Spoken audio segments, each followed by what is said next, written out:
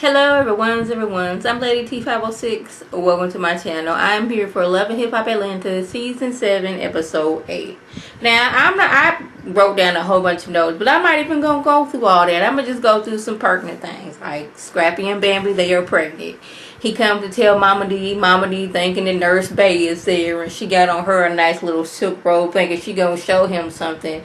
But it's Scrappy. I'm like, Mama D, I'm gonna need you not. You just had surgery. You over here talking about how sore you are, but you over here trying to show Nurse Bay what you got going on. I'm gonna need you to stop. Jock tells Scrappy tells Jock and Stevie, and they seem happy for him. But Scrap is like, I can't believe that you are working with Escalita. And the only thing Stevie can say is she been through a lot. Basically, like Forex Rock says, this is Jocelyn 2.0. Everything about Escalita is basically Jocelyn, like the watered down version. And she cannot be, even though she tries her best, she will never be Miss Jocelyn Hernandez. Just gonna say that right here and now. So Tokyo, she wants to, she's having her party, but she also wants to be a little bit messy because Keely been working her nerves, and she just wants Keely to know that, you're not gonna play her like that. So she wants Blue Da Vinci to come, and Blue Da Vinci let us know that once him and Keely broke up, to hurt him, she decided to keep their child away from him.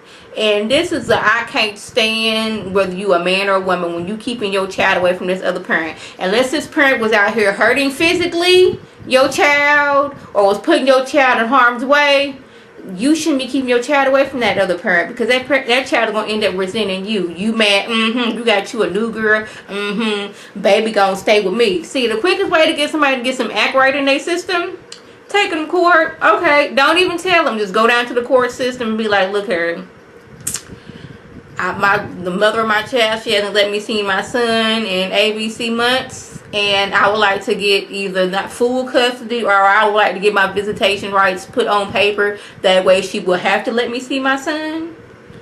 Go ahead and do it like that. But I can't stand when people want to keep their child away from somebody because, the other parent, you mad at them for whatever reason y'all got going on. That baby did not ask to be there. So go ahead and let them be with that other parent. And unless they over hurting their child, let them be together.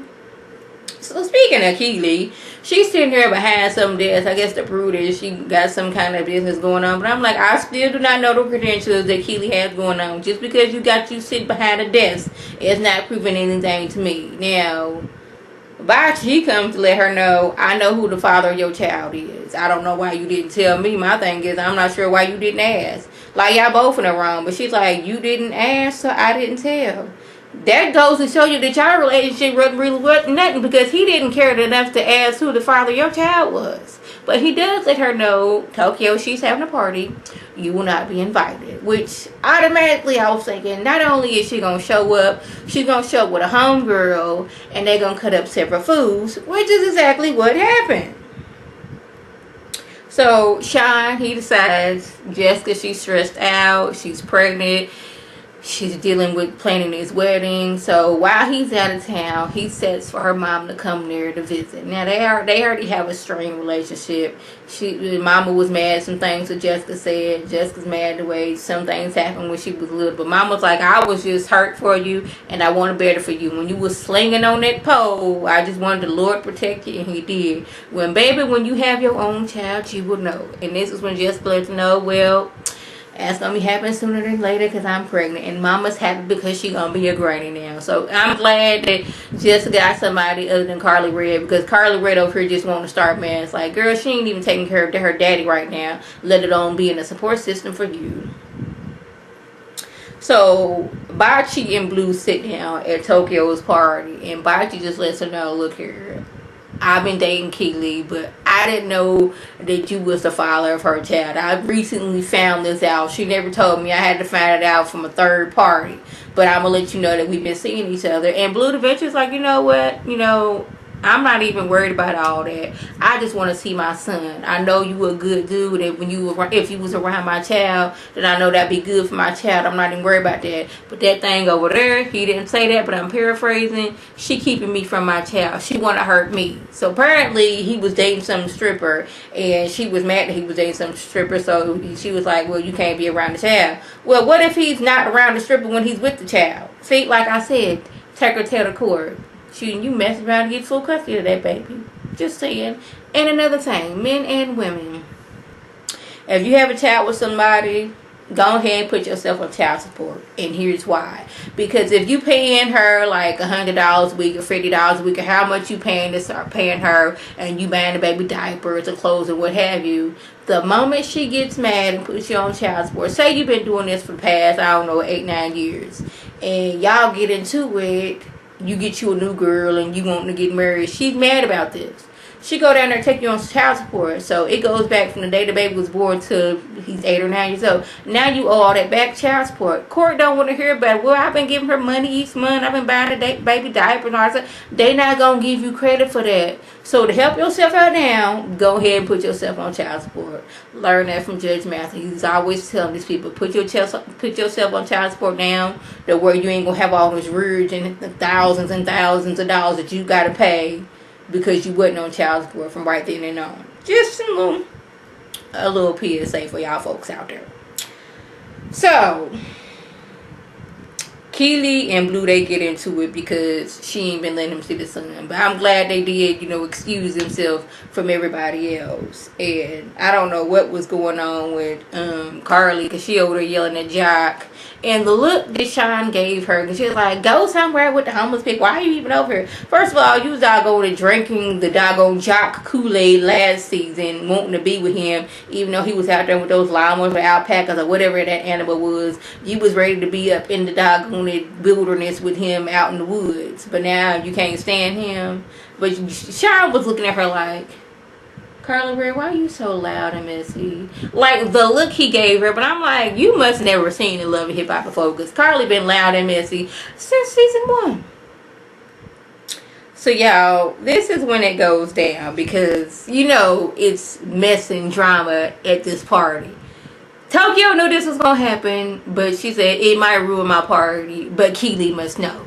So Sierra brings Bocce's other girl, and Keely brings Shooter's other girl. And y'all, I need Jock to give commentary on all the Love and Hip Hops. I don't even care if he's not on that franchise. He needs to do it for Atlanta. He needs to do it for New York, Hollywood, and Miami. And shoot, whatever one they come up with next. I need Jock on rotation to do commentary for everything, because I had to rewind it like 4 or 5 times. Because after Sierra done found out the Keely that brought Shooter's girl with her, Jock, and I wrote this down, Jock said Sierra swung her purse from the West Coast. Now the way she swung it, it was like her body just twisted like a pretzel. Swung her purse from the West Coast,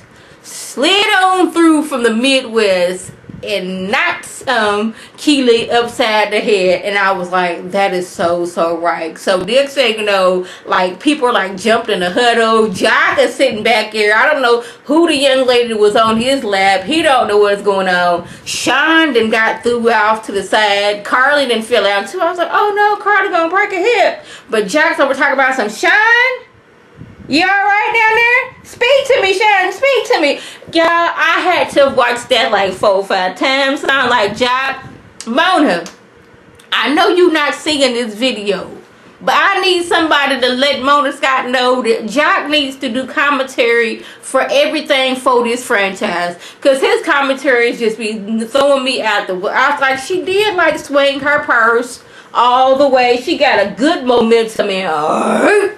And then Sean on the ground. Sean, speak to me. Speak to me, Sean. Speak to me.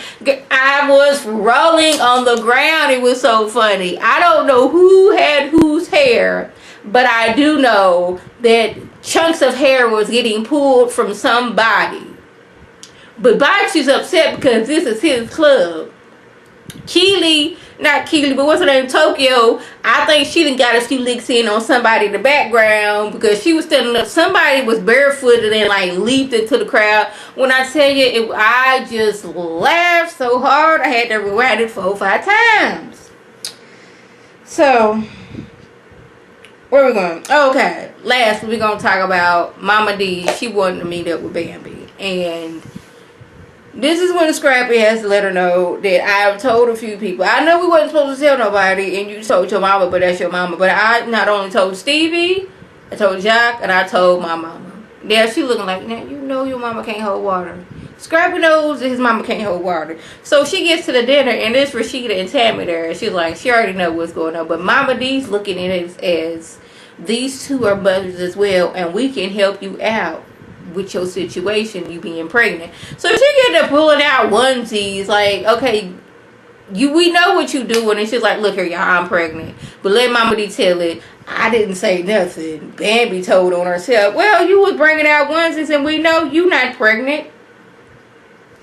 So that was the gist. If I left anything, God, by all means, leave a comment or video response. And like I always, I'll thank my subscribers and let people watch my video. I want you to like this video, comment, and subscribe. And share this video with your friends on Facebook, Twitter, Instagram, and here on YouTube. This is Lady T signing off.